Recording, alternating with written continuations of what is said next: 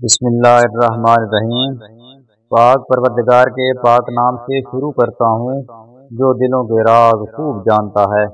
السلام علیکم ورحمۃ اللہ وبرکاتہ۔ اللہ پاک سے دعا ہے کہ اللہ پاک تمام انسانوں کی پریشانیاں دور کرے، ان پر اپنی رحمتوں کے سائے رکھے اور ہمیں ہر برائی سے بچائے، آمین۔ آئیں طوبہ درخت اور جنت کی سیر کریں۔ حضرت وہب رحمۃ اللہ علیہ کہتے ہیں کہ جنت میں ایک درخت ہے جس کا نام طوبہ ہے، جس کے سائے تلے سوار 100 سال تک چلتا رہے گا لیکن ختم نہ ہوگا۔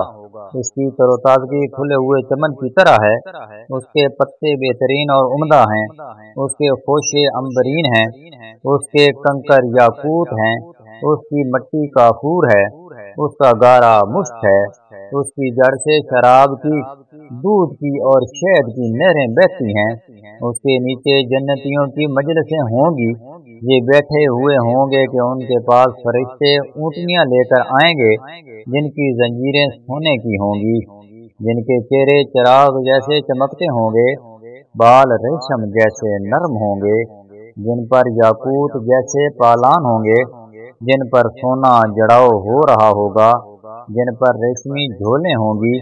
وہ اونٹنیاں ان کے سامنے پیش کریں گے اور کہیں گے یہ سواریاں تمہیں بھجوائی گئی ہیں اور دربار خدا میں تمہارا بلاوا ہے۔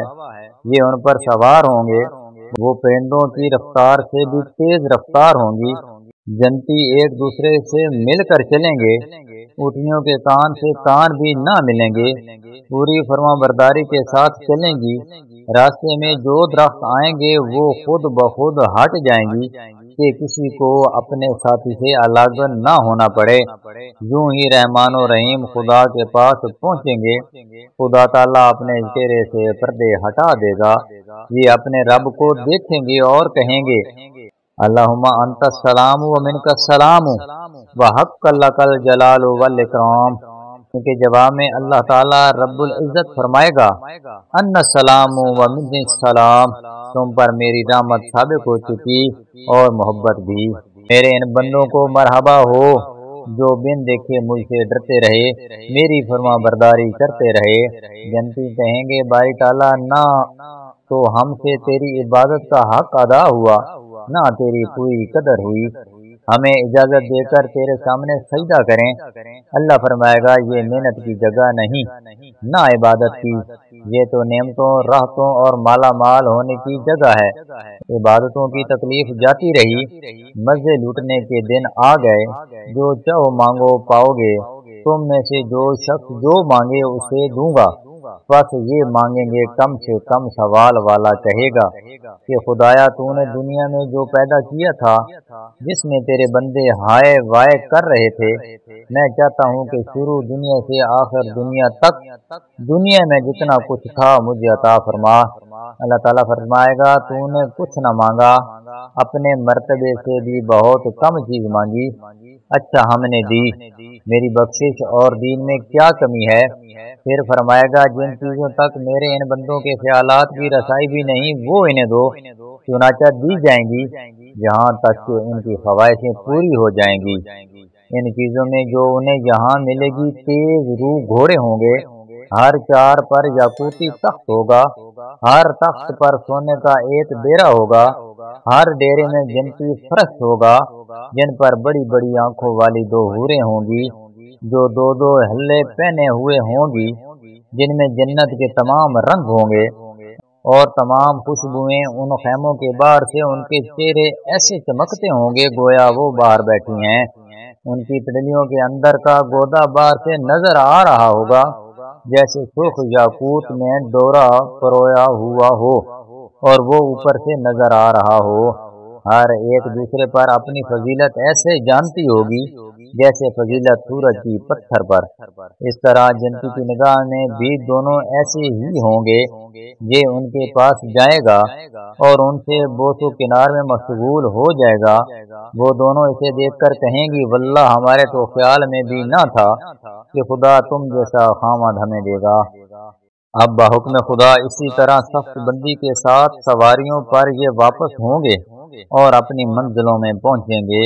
دیکھو تو صحیح خدائے وہاب نے انہیں کیا کیا نعمتیں عطا فرما رکھی ہیں۔ وہاں بلند درجہ لوگوں میں اونچے اونچے بالا خانوں میں جو نرے موتی کے بنے ہوئے ہوں گے، جن کے دروازے سونے کے ہوں گے، جن کے تخت یاقوت کے ہوں گے، جن کے فرش نرم اور موٹے ریشم کے ہوں گے، جن کے ممبر نور کے ہوں گے، جن کی چمک سورج کے چمک سے بالا تر ہوگی۔ اعلیٰ علیین میں ان کے محل ہوں گے، یاقوت سے بنے ہوئے نورانی، جن کے نور سے آنکھوں کی روشنی جاتی رہے، لیکن خدا تعالیٰ ان کی آنکھیں ایسی نہ کرے گا۔ جو محلات یاقوت سرخ کے ہوں گے، ان میں سبز ریشمی فرش ہوں گے، اور جو زرد یاقوت کے ہوں گے، ان کے فرش سرخ مخمل کے ہوں گے۔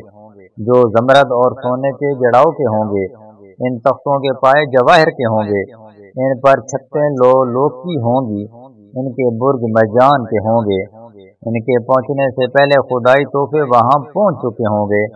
سفید یاقوتی گھوڑے غلمان لیے کھڑے ہوں گے، جن کا سامان چاندی کا جڑا ہوگا۔ ان کے تخت پر اعلیٰ ریشمی نرم دبیز فرش بچھے ہوں گے۔ یہ ان سواریوں پر سوار ہو کر بتکلف جنت میں جائیں گے۔ دیکھیں گے کہ ان کے گھروں کے پاس نورانی ممبروں پر فرشتے ان کے استقبال کے لیے بیٹھے ہوئے ہیں۔ وہ ان کا شاندار استقبال کریں گے، مبارکباد دیں گے، مصافحہ کریں گے، پھر یہ اپنے گھروں میں داخل ہوں گے۔ انعامات خدا وہاں موجود پائیں گے۔ اپنے محلات کے پاس دو جنتیں ہری بھری پائیں گے، اور دو پھلی پھولی جن میں دو چشمے پوری روانی سے جاری ہوں گے، اور ہر قسم کے جوڑدار میوے ہوں گے، اور خیموں میں پاک دامن بھولی بالی پردہ نشین حوریں ہوں گی۔ جب یہ یہاں پہنچ کر راحت و آرام میں ہوں گے، اس وقت اللہ رب العزت فرمائے گا، میرے پیارے بندوں، تم نے میرے وعدے سچے پائے، کیا تم میرے ثوابوں سے خوش ہو گئے؟